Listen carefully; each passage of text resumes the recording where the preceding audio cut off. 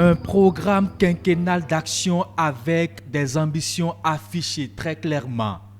Une présentation faite devant un parterre d'autorité, représentations diplomatiques, organismes internationaux, opérateurs économiques nationaux et étrangers. Nous étions le 16 décembre 2016. Des engagements pris, mais trop tôt. On a vite fait de croire que c'était de la démagogie. Mais 3 ans après, des actions se concrétisent, des maquettes se transforment en des réalités sur le terrain. Le projet asphaltage a presque fini de poser des pavés et de mettre du bitume dans les 9 villes choisies. Abomey-Calavi, Boycon, Cotonou, Lokossa, Nati-Tengu, Porto-Novo, Ouidah, Parakou et Semek-Bodji.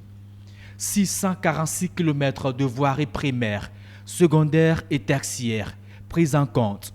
Un projet qui allie qualité des ouvrages et esthétique urbaine avec éclairage public, feux tricolores, espaces verts, mobilier urbain et des équipements de sécurité. C'est de l'aménagement façade à façade qu'il s'agit. 900 milliards de francs CFA mobilisés pour ce grand projet en phase de finition pour la première phase. Le gouvernement s'est attaqué à l'insalubrité dans nos villes et campagnes et à la vétusté de nos centres de transaction, les marchés. 35 marchés modernes sortiront de terre.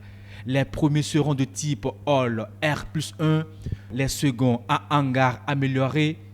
Dans ces marchés modernes, Cotonou à elle seule prend 9, Porto Novo 2, des sites déjà remis et des entreprises se préparent pour démarrer les travaux. Abomey-Calavi va accueillir un grand marché de gros. Le souci de l'assainissement est permanent chez les gouvernants. Ils viennent de lancer la structure qui s'occupera de la gestion des déchets dans le Grand Nokoué.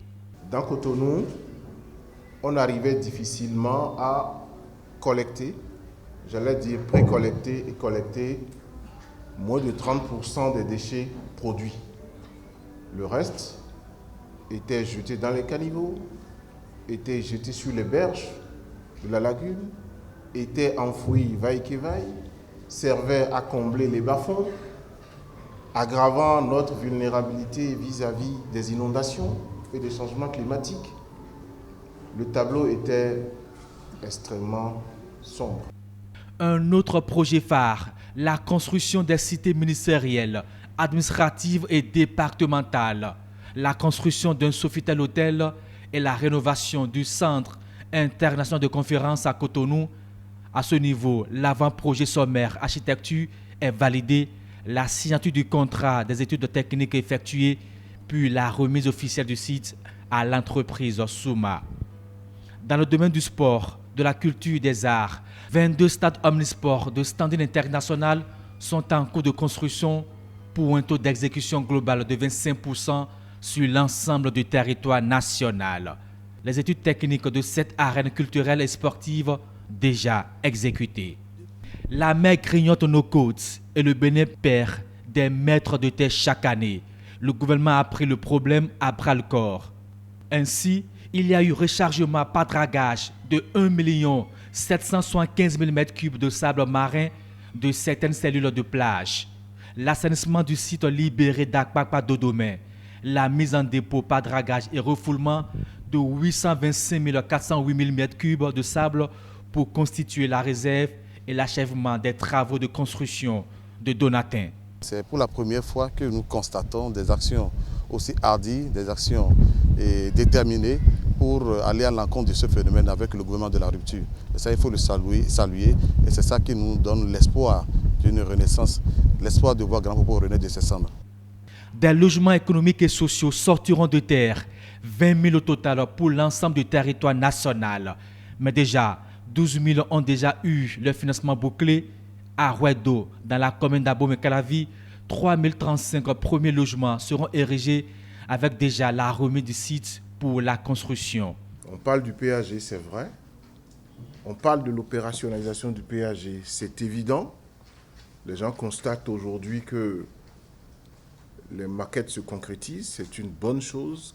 Et je pense qu'il aurait manqué quelque chose de fondamental au PAG s'il n'y avait pas au cœur du PAG le centre névralgique, le projet de logement. Parce que beaucoup de Béninois attendent ces logements-là, tant annoncés depuis plusieurs années.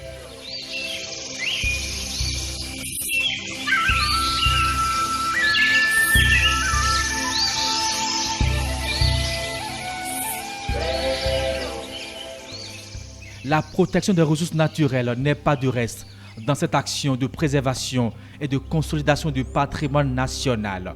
Le parc Pendiari a connu la consolidation de sa mise en affermage, une action de sauvegarde caractérisée par le suivi scientifique des espèces phares avec une demi-douzaine d'éléphants et 3 lions bagués, puis suivis par satellite.